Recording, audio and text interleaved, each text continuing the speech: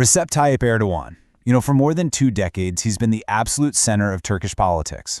He's a leader who, depending on who you ask, inspires either incredible loyalty or just fierce opposition. So in this explainer, we're going to try to unpack the paradox of his rule.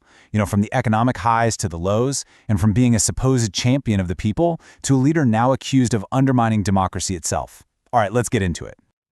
Okay, I want you to picture this. It's July 2016. A military coup is underway. You've got tanks rolling through the streets. And Erdoğan, from a holiday resort, uses FaceTime to call into a news station and deliver this message. It was an incredible moment. And his call to action? It worked. Thousands of regular people flooded the streets to defend his government, and the coup just fell apart. In that moment, he really was seen as the defender of Turkish democracy. But, fast forward to today, and the picture looks completely different. There are people in the streets again, and they're protesting to defend democracy. The twist? This time, they're protesting against Erdoğan's government. And it's all happening after the jailing of his biggest political rival, the very popular mayor of Istanbul, Ekrem İmamoğlu. This contrast, right here, is the core of the paradox we're exploring. So to really understand how we got to this point, we've got to go back. We need to look at how Erdoğan systematically built his power, going from a political prisoner to, well, the most powerful Turkish leader since the republic's founder, Atatürk. The real turning point, the moment that changed everything, came in 1999. See, Erdoğan was already a popular and pretty effective mayor of Istanbul. But when he was jailed for reciting a religious poem, it totally transformed him. For conservative Turks, he became a political martyr. It cemented this image of him as a man of the people, fighting against a secular elite. After that, his rise was just unstoppable, leading his new AK party to win after win. Now, all that political success was fueled by something you could actually feel: massive economic growth. For more than a decade, Erdoğan delivered real prosperity, especially to his working-class supporters. But the model that created that boom, well, it had a fatal flaw. These numbers right here, they tell such a powerful story. While he was prime minister, the poverty rate in Turkey was cut by 2/3. And this wasn't just some abstract statistic. This was millions of families seeing their lives change for the better. That right there builds an incredibly loyal base of support, and it's what powered his political machine for years. And the scale of this boom was just huge. For nearly 15 years, Turkey's economy grew at an average of 5.8% a year. That's more than 5 times faster than the Eurozone. The country was being totally transformed: new airports, new roads, a rising middle class. Turkey wasn't just growing, it was becoming a real economic powerhouse in the region. But here's the catch. This incredible growth wasn't entirely built on solid ground. See, Turkey has always been a country that consumes a lot, but doesn't save a lot. So to fuel this boom, the country's companies and banks borrowed tons of money from overseas, mostly in dollars and euros. And for a while, that worked just fine, but it made the entire economy incredibly vulnerable. And this chart, this is what happens when that vulnerability catches up with you. As foreign investors got spooked, confidence just evaporated, and the value of the Turkish lira went into an absolute freefall. In 2015, you needed about 3 lira to get $1. Today, you need over 40. That kind of collapse just wipes out people's savings and sends inflation through the roof. Now, usually when this happens, conventional economics says you do one thing: you raise interest rates to cool things down. Erdoğan, however, believes the exact opposite. He has this very unorthodox view that high interest rates actually cause inflation. This idea goes against pretty much all mainstream economic theory, and it put him on a direct collision course with his own central bank.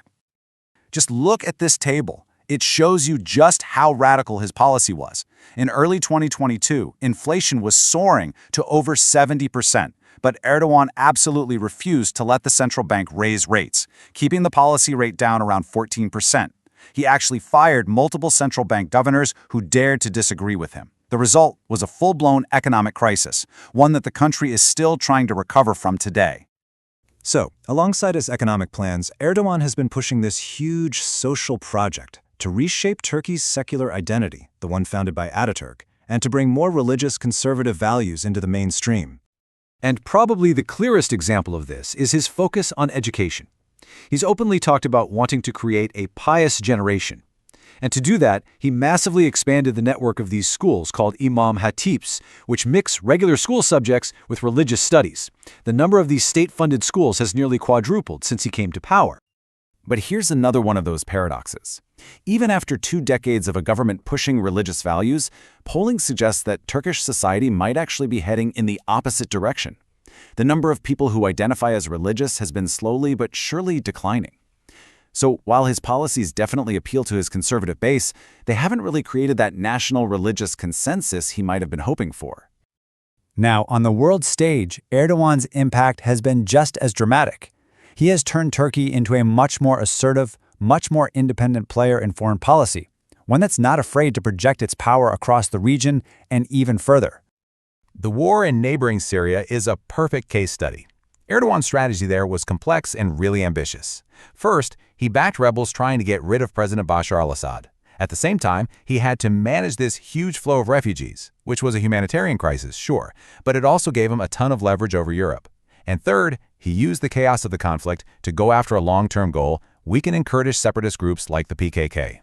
So, did this assertive strategy actually pay off? Well, in many ways, it really did. Turkey is now a power broker in Syria that you simply can't ignore.